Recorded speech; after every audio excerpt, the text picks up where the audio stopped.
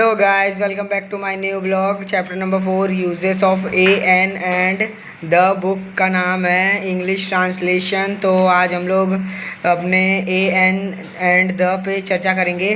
तो as usually बहुत सारी जगहों पे ए एन एंड द का यूज़ होता है, जैसे कि देख सकते हैं यहाँ पे किया गया, this is a cat, a date is an ox, an. ऐसे हर जगह पे यूज़ किया रहेगा। जैसे छोटी मोटी जगहों पे, छोटी सी जगहों पे हर जगह आपको ए एन और द का यूजेस मिल ही जाएगा। कहीं पे भी देख लीजिएगा आपको ए एन द का यूज़ तो मिलता ही मिलता है। तो हम लोग पहले ये ए एन का यूजेस देख लेते हैं कहाँ कहाँ पे है। यह एक बिल्ली है, दिस इज़ अ कैट। वह बैल है, दिस इज़ एन ऑक्स। मैं एक विद्यार्थी हूँ, आई एम एन स्टूडेंट। मैं कलाकार हूँ, आई एम एन आर्टिस्ट। वह चोर है, ही इज़ अ थीफ।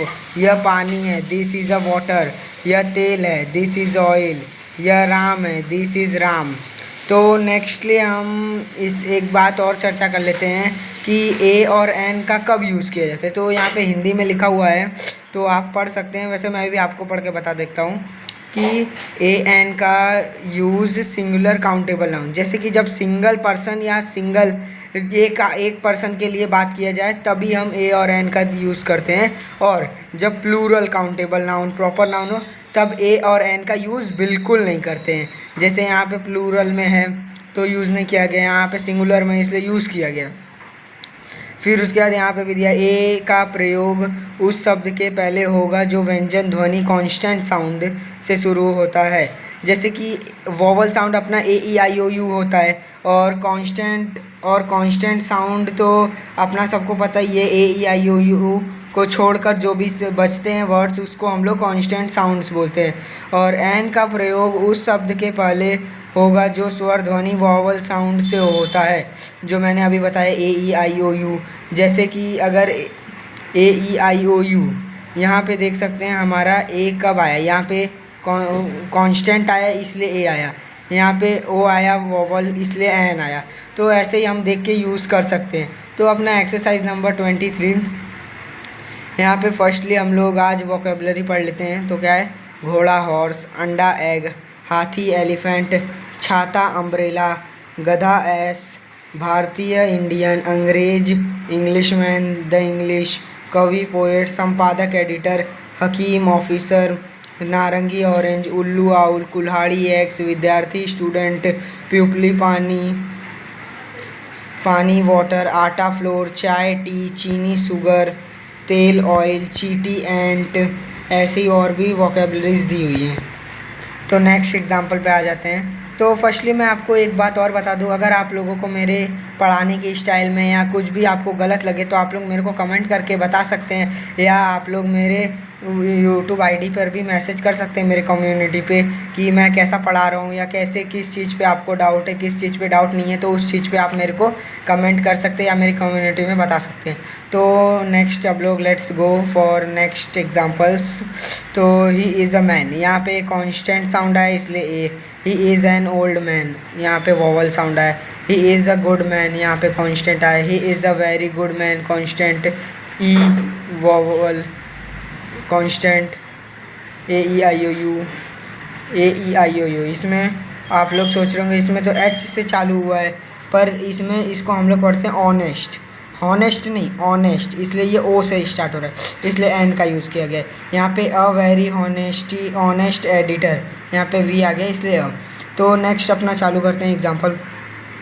मैं एक लड़का हूँ, आई एम अ बॉय। मैं एक ईमानदार लड़का हूँ, I am a honest boy. मैं एक बहुत ईमानदार लड़का हूँ, I am a very honest boy. वह एक आदमी है, ही इज़ अ मैन।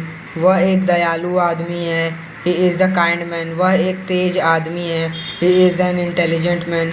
यह एक अंडा है, दिस इज़ एन एग। यह एक सड़ा अंडा है, this is a rotten egg. सड़ा मतलब रोटेन होता है। वह एक बहुत मजबूत बैल है, this is a very strong ox. Next exercise is our 24 number exercise. Vocabulary are there, बहुत, वेरी, व्यक्ति, मैन, आदर्श, आइडल, कवि, पोएट, तेज, इंटेलिजेंट, मजबूत, स्ट्रॉन्ग, पावरफुल भी बोल सकते हैं, अभिनेता, एक्टर, कलाकार, आर्टिस्ट, सुंदर, ब्यूटीफुल, प्रीटी, लवली, छाता, अम्ब्रेला। तो यहाँ तक अपना ए और एन का यूजेस था, तो आपने देख ही लिया होगा पूरा यूजेस। और ये वाला हम लोग का पढ़ लेते एक बार। यदि नाउन के पहले एडजेक्टिव हो, तो हमने एडजेक्टिव वाला भी पढ़ा है। तो अगर वो 10 टाइप्स के एडजेक्टिव्स में नाउन हो तो ए एन का प्रयोग एडजेक्टिव के पहले होगा। एडजेक्टिव जो है अपना वर्ड उसके पहले होगा, बिफोर, एडजेक्टिव बिफोर्स। यदि नाउन के पहले एडवर्ब प्लस एडजेक्टिव हो तो ए एन का प्रयोग एडवर्ब के पहले होगा। तो अपना एडवर्ब और एडजेक्टिव दोनों साथ में हो तब हम लोग ए एन का प्रयोग एडवर्ब के भी पहले करेंगे। साथ ही साथ यह याद रखना है कि ए एन का प्रयोग अपने से सबसे नज़दीक आने वाले शब्दों के उच्चारण के अनुसार होगा। जैसे कि यहाँ पे हमने ये एग्जांपल पढ़ ही लिया था, अभी बताया कि ओ मैन वाले में हमारा कांस्टेंट साउंड आ रहा था, ओल्ड वाले में अपना वोवेल साउंड आ रहा था। इसीलिए इसमें हमने ये भी जानते हैं कि हम लोग बचपन से ही पढ़ रहे हैं कि ए ई आई ओ यू अपना वोवेल साउंड है, और जो इन सब वर्ड्स को छोड़ के बाकी बचते हैं उन्हें कांस्टेंट साउंड्स बोलते हैं। तो अब हम लोग नेक्स्ट पढ़ेंगे द यूजेस ऑफ द। तो फर्स्टली हमारा द का यूज़ हमारा सिंगुलर कॉमन नाउन के पहले पूरी जाति का बोध करने के लिए होता है। जैसे कि हम लोग कोई भी सेंटेंस स्टार्ट करते हैं या कुछ भी करते हैं तो उस समय द का यूज़ होता है। तो यहाँ पे एग्जांपल दिया है, गाय एक जानवर है, the cow is an animal. गाय दूध देती है, द काउ गिव्स मिल्क। घोड़ा उपयोगी होता है, द हॉर्स इज़ यूजफुल। बिल्ली मांस खाती है, द कैट ईट्स मीट। तो ऐसे एज यूजली हम लोग हर जगह पे द का यूज़ करते हैं। कहीं का हम लोग मेन सेंटेंस स्टार्ट करने के लिए या कोई आंसर लिखने के लिए या और कुछ के लिए भी हम लोग यूज़ करते हैं। नेक्स्ट अपना यहाँ पे परंतु पूरी जाति का बोध करने के लिए प्लूरल कॉमन नाउन के साथ द प्रयोग नहीं होता। जैसे कि हम लोग सिंगुलर के लिए, जैसे मैंने अभी बोला कि सिंगुलर कॉमन नाउन के लिए हम लोग द यूज़ करते हैं, सिंगल पर्सन के लिए हम लोग द यूज़ कर सकते हैं, और प्लूरल नाउन के लिए हम लोग नहीं यूज़ कर सकते। कि यहाँ पे गायें दूध देती हैं, काउ गिव्स मिल्क।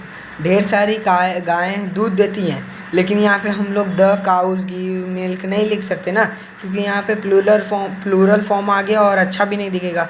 घोड़े उपयोगी होते हैं, horse's are useful. Singh Bahadur होता है, लायंस आर ब्रेव, ब्रेव मतलब बहादुर। बिल्लियाँ मांस खाती हैं, कैट्स ईट्स मीट।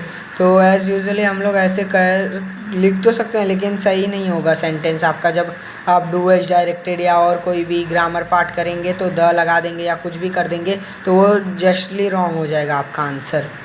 तो नेक्स्ट अपना है, द का प्रयोग सामान्य अर्थ में प्रॉपर नाउन तथा अनकाउंटेबल नाउन अगणनीय संज्ञा के साथ नहीं होता।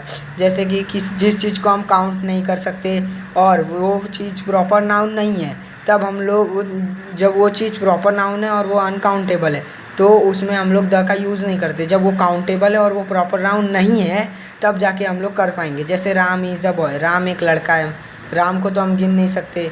अगर वहाँ पे बॉय होता तो हम लिख सकते थे द। दूध लाभदायक है होता है, मिल्क इज़ यूज़फुल। शहद मीठा होता है, हनी इज़ स्वीट। शराब हानिकारक होती है, वाइन इज़ हार्मफुल। सोना पीला होता है, gold is yellow. As usually सबको ही पता है। फिर यहाँ पे हम लोग पढ़ सकते हैं कि सिंगुलर ऊपर वाला ही सेम है कि काउंटेबल नाउन और प्लूरल फॉर्म होगा तो द का यूज़ कर सकते हैं, और अनकाउंटेबल होगा तो हम लोग द का यूज़ नहीं कर सकते। नाउन सिंगुलर प्लूरल काउंटेबल होगा तभी हम लोग कर सकते हैं। नाउन अगर प्लूरल होगा और अनकाउंटेबल होगा तो नहीं कर सकते, और प्रॉपर नाउन के साथ भी नहीं कर सकते। तो एज यूजुअली यहाँ पे एग्जांपल दिए हैं। तो नेक्स्ट पेज पे चलते हैं अब। तो मैं आप लोगों को बता दूं कि सिर्फ हम लोग इसमें इस ग्रामर में अपना बहुत सारे चैप्टर्स है, तो हम लोग सारे एक्सरसाइज करने के लिए हम लोग कर तो नहीं पाएंगे। वैसे जितने भी मेन टॉपिक्स हैं और जैसे एग्ज़ाम में आ सकते हैं या कहीं भी ये जो बाहर हम लोग एग्ज़ाम देने गए उन सब एग्ज़ामों में आ सकते हैं, उस टाइप के ही क्वेश्चंस हम लोग ज़्यादा कर पाएंगे। इसलिए जैसे कि हम लोग ये 28 number exercise, 29 number exercise as usually negative sentence वाला पढ़ लेते हैं। पहले 5 पढ़ेंगे हम लोग, ज़्यादा से ज़्यादा 5 ही पढ़ेंगे। यह सेब नहीं है, this is not apple. This is not a apple, यह एप्पल नहीं है।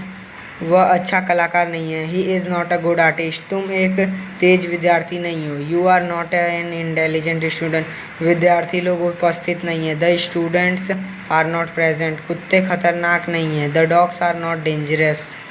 तो यहाँ पे नेगेटिव सेंटेंस हो गया अपना एज यूजली नेक्स्ट पेज पे दिया हुआ है इंट्रोगेटिव सेंटेंस। इंट्रोगेटिव सेंटेंस के बारे में अब तो बच्चा जान गया होगा कि इंट्रोगेटिव सेंटेंस किसे कहते हैं। हमारे हर ब्लॉग में हम लोग इंट्रोगेटिव सेंटेंस के बारे में डिस्कस करते हैं। अब जिसे इंट्रोगेटिव सेंटेंस के बारे में नहीं पता होगा तो वो कृपया करके आप इंट्रोगेटिव सेंटेंस पढ़ने के लिए हमारा पहले वाला 2 ब्लॉग है उसे देखें please guys, please please please. तब जाके आपको ये इंट्रोगेटिव समझ आएगा। और आपको ये चैप्टर्स पढ़ने हैं तो इसके पहले वाले चैप्टर आना बहुत ज़रूरी है, क्योंकि ये सब चैप्टर्स रिलेटेड ही हैं। नेक्स्ट चैप्टर अपना these that these and those, ये भी अपना चैप्टर रिलेटेड ही है। कैसे दीज डैट दोस आया, कहाँ से आया, कब यूज़ होता है दीज डैट, कौन सा नाउन कौन सा क्या। तो गाइज आप लोगों को पढ़ना बहुत ज़रूरी है पहले का। तो क्या यह तेल है, इज़ दिस इज़ ऑयल। क्या यह नारंगी है, इज़ दिस एन ऑरेंज। क्या वह एक तेज लड़का है, ही एन इंटेलिजेंट बॉय। क्या वह बहुत लंबी लड़की है, is she a very tall girl. तो गाइज़ आज का टॉपिक हम लोग यहीं पे एंड करते हैं। आज के लिए इतना ही। थैंक्स फॉर वॉचिंग एंड ज़्यादा से ज़्यादा लाइक सब्सक्राइब एंड शेयर कीजिए। तो मेरा आप लोगों से यही कहना था कि अगर आप लोगों को कोई भी डाउट लगे या कुछ भी लगे तो मेरे को कमेंट में बताइएगा प्लीज़ गाइस। अगर मेरे से आप लोगों को समझाने में या किसी भी टाइप की गड़बड़ी होती है तो उसके लिए मेरे को आपसे खेद है। मैं उसके लिए आपसे कृपया करके माफ़ी मांगता हूँ और सॉरी बोलता हूँ। तो आज के लिए इतना ही, बाय। लाइक कीजिए, सब्सक्राइब कीजिए, ज़्यादा से ज़्यादा अपने दोस्तों को बताइए ताकि वो भी ये चैप्टर्स पढ़े और एग्ज़ाम में टॉप कर सके। Thanks for watching.